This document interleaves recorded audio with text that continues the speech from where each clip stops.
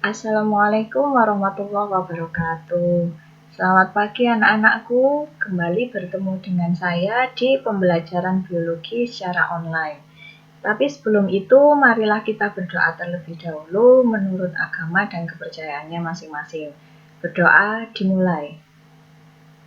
Berdoa selesai. Alhamdulillahirrahmanirrahim.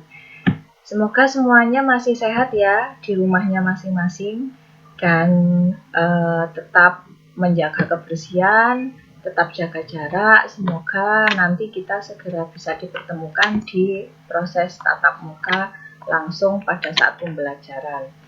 Nah, untuk pembelajaran hari ini, kalian bisa lihat di layar. Di situ sudah tertulis bahwa judul atau materi hari ini yaitu materi baru. Jadi sebelum-sebelumnya kita kemarin sudah belajar tentang apa, Nak? Ya, kita kemarin terakhir kan ulangan materinya tentang klasifikasi dan keanekaragaman ya. Nah, untuk hari ini kita akan membahas bab baru yaitu tentang struktur dan fungsi anatomi tubuh manusia. Betul. Jadi, untuk hari ini kita akan belajar seputar tentang ini. Tapi untuk materi yang tentang struktur dan fungsi, ini kan materinya luas. Jadi nanti kita pecah menjadi dua. Jadi kita belajar dulu tentang anatominya dulu. Jadi struktur anatominya, baru nanti fungsi dari masing-masing anatomi tubuh manusia. Oke, nah kita lanjutkan. Kalian bisa lihat di gambar, di situ ada gambar apa, Nak? Ya, ini adalah gambar manusia.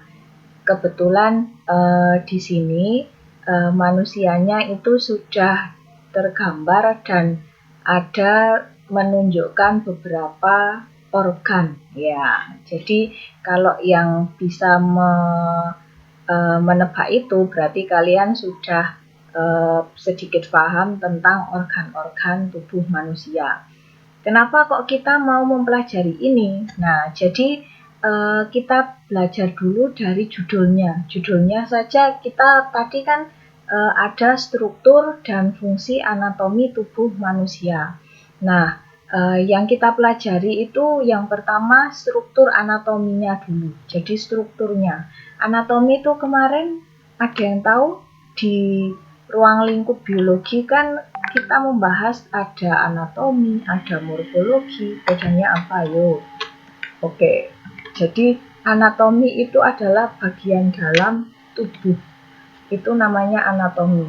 Nah, kebetulan yang kita bahas itu khusus manusia, jadi kita tidak membahas hewan atau tumbuhan, tapi yang khusus kita bahas adalah manusia. Nah, di dalam tubuh manusia, terutama bagian dalam, itu kan ada beberapa hal yang menyusunnya.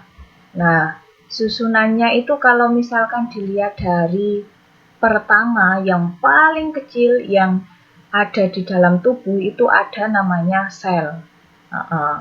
Jadi dari sel ini nanti yang paling kecil penyusun tubuh, itu nanti dia akan membentuk yang namanya jaringan. Jaringan itu nanti dia akan berkumpul, kemudian membentuk fungsi khusus, akhirnya dia membentuk yang namanya organ. Nah, dari organ ini nanti dia berkumpul, akhirnya membentuk fungsi namanya sistem organ. Nah, untuk sistem organ, gabungan dari beberapa sistem organ itu nanti sebutannya adalah menjadi satu individu yaitu organisme. Nah, dari sini nanti terbentuklah yang namanya satu manusia utuh, namanya satu manusia, di mana di dalamnya itu nanti ada berbagai macam struktur anatomi yang menyusun. Contohnya kayak di sini. Di sini ini kalau digambar berarti ada struktur anatomi dan dari struktur ini kalian bisa melihat mulai dari atas sampai ke bawah itu kan ada beberapa bagian. Nah, dari yang paling atas itu kalian bisa melihat di sini ada gambar otak, betul. Ada gambar otak, kemudian ada gambar jantung. Nah, kemudian ada gambar lambung, ada gambar tiroid, ada gambar paru-paru, kemudian ada gambar hati, ada gambar usus. Nah, usus ini nanti masih dibagi lagi menjadi banyak. Itu kalau untuk organ-organnya.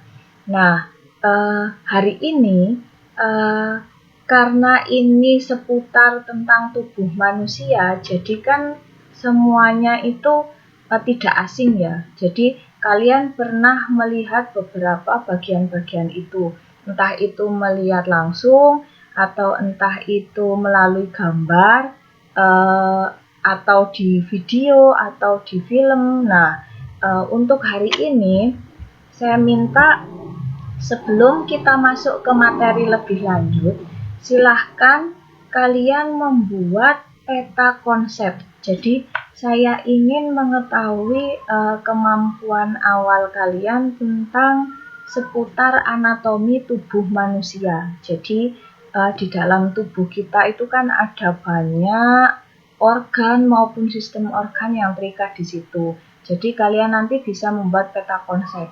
Peta konsep itu berarti peta pemikiran. Nah, jadi sumbernya saya serahkan ke kalian, bisa mengambil dari buku, bisa mengambil dari internet. Saya hanya ingin tahu seberapa jauh kalian memahami atau pernah membaca tentang struktur anatomi tubuh manusia. Jadi baru nanti setelah itu kita akan belajar lebih lengkap tentang ini. Kalau ada yang masih bingung tentang pembuatan peta konsep, saya contohkan seperti ini. Nah, di sini kalian bisa lihat ya. Kebetulan ini adalah salah satu bentuk peta konsep. Tapi ini kebetulan bukan struktur anatomi tubuh manusia. Jadi kalian boleh bentuknya itu seperti ini boleh, atau bentuknya itu sesuai dengan sekreatif kalian masing-masing juga boleh. Jadi intinya peta konsep itu adalah menggambarkan tentang struktur anatominya saja. Jadi yang ada di dalam tubuh manusia, bagian dalam struktur anatominya itu terdiri dari apa saja, itu nanti silahkan dibuat peta konsep. Nah, peta konsepnya nanti gimana, Bu? Peta konsepnya terserah kalian, mau diwarnai. Tapi biasanya kalau untuk lebih mengingat dan lebih memahami, biasanya ada perbedaan penggunaan warna. Kayak contohnya yang saya contohkan ini, kebetulan yang di sini kan saya membuat judulnya itu kebetulan judul umum, struktur dan fungsi makhluk hidup. Jadi di sini saya membuat judul umum. Nah, ini kebetulan warnanya adalah hijau. Entah kalau di situ terlihat hijau atau enggak ya. Jadi awalnya ini hijau, kemudian nanti cabang-cabangnya ini warnanya biru. Nah, jadi kalian nanti bisa memberikan berbagai warna yang itu nanti tergantung dari maksud dan cabang masing-masing. Nah, itu saja untuk hari ini. Jadi dan saya ingatkan kembali untuk minggu depan insya Allah kita ujian tengah semester. Nanti soalnya akan berbentuk pilihan ganda insya Allah. Jadi dan materinya seputar tentang materi yang sebelumnya yang sudah kita pelajari kemarin. Jadi yang kemarin tentang keanekaragaman hayati, klasifikasi makhluk hidup, termasuk cara penamaan, itu silahkan dipelajari lagi. Itu nanti untuk bahan kita UTS minggu depan. Selamat belajar, semoga hari ini bermanfaat. Saya akhiri. Wassalamualaikum warahmatullahi wabarakatuh.